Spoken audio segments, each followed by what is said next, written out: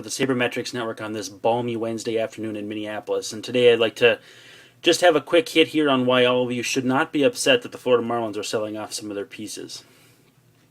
I know a lot of comparisons get made to the 1997 team and the early 2000s team where they won the World Series and sold off. But it's not quite like that. See, Anibal Sanchez and Omar Infante were an expiring contract and a forgettable middle infielder. They aren't trading Josh Johnson, it doesn't seem like. And to be honest, Hanley Ramirez kind of stinks. Decent shortstop, third base type, but the glove doesn't really play in the infield. The bat has taken a dive, and he's owed something like $30 million over the next 2 years. So I think it's just a reallocation of assets, and I realize it comes at a bad time because they've just built a publicly funded mansion, kingdom, whatever, to play baseball in, and Jeffrey Luria's team is selling players off. But I think what it boils down to really is that this is good deals for the team to basically rebuild, retool, and be ready next year because, let's face it, the NL East is a little bit tougher this year than it was expected to be, especially since the Washington Nationals have come out of the woodwork to be just absolutely terrific, pitching the heck out of the ball. They're going to get Jason Worth back next week. And so, you've got to face it. The East has been tough with the Braves also being pretty good, and obviously you can't sleep on the Phillies, especially now that they've signed Cole Hamels and appear to want to retool for next year as well. So I think if you're the Marlins at this point, you lick your wounds, you flip off some sellable assets, you get Jacob Turner, one of the best prospects in all of baseball, for Anibal Sanchez and Omar Infante. I mean, that's just a great return to get.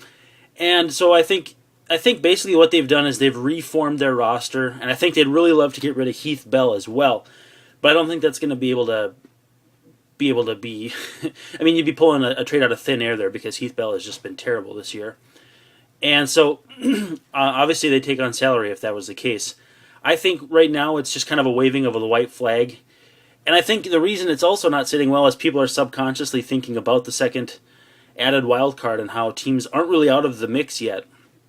But I think it's probably safe to sleep on the Marlins because it just hasn't been there all year. Giancarlo Stanton is now out for another 2, possibly 3 or more weeks with his leg injury. And so I think what the Marlins saw was an opportunity here because you can't wait for Stanton to get back to try retool. By that time it's going to be early August and these guys aren't going to clear waivers and you're not going to get equal value. So obviously a great job by the Marlins front office if you ask me, and I'm not too bitter about it. So that's just kind of where I'm sitting here on the Marlins front office deals. And obviously if they were to trade Stanton, you could get pretty upset about that. Josh Johnson, that's a fringy one because he's due plenty of money, and after that the rotation kind of stinks because Ricky Nolasco is due something like $11 million next year. So I wouldn't be too upset either if they trade Nolasco, if they can get anything for him at all. Basically clear any of the dead payroll off there and maybe start anew in this offseason. A few good free agents likely to be out there for the Marlins to revamp a little bit. So I'm not giving up on the Marlins for next year. I don't think anybody is, and I don't think anybody should be too upset that their publicly funded dollars have built a team that